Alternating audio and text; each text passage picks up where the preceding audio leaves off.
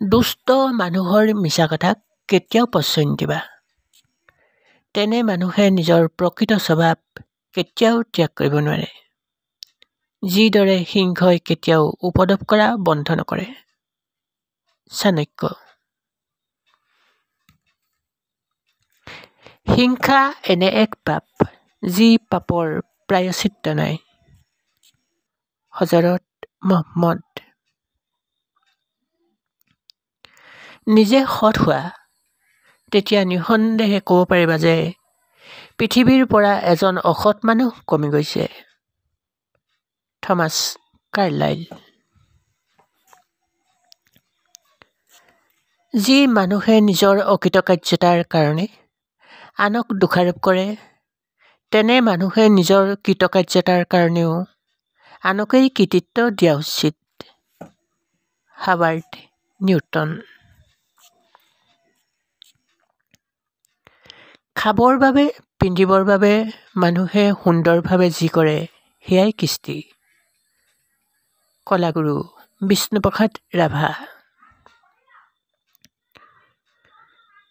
শিক্ষাৰ ঘাই শিপাডাল বৰ তিতা, কিন্তু ইয়াৰ ফল অতি মিঠা। এৰিষ্টটল। হতাশাক কেতিয়াও প্ৰশ্ৰয় নিদিবা। এবাৰ প্ৰশ্ৰয় দিলেই ই তোমাৰ অংগ হৈ পৰিব। Sydney Smith.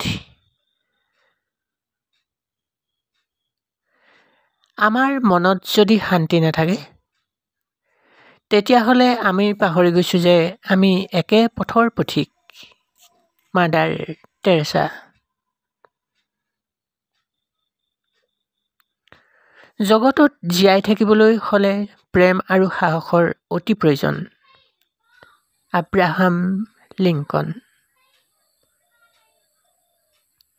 সত্যক কেতিয়াও ঢাকি ৰাখিব নালাগে, কাৰণ সত্যই অন্ধকাৰক ঘৃণা কৰে। মহামানৱ মহাত্মা গান্ধী। পৃথিৱীক তোমাৰ সৰ্বশ্ৰেষ্ঠ অৱদান দিয়া। তোমাৰ কষ্ট হ'ব, তথাপিও পৃথিৱীক তোমাৰ সৰ্বশ্ৰেষ্ঠ অৱদান দি যোৱা। Mother Teresa.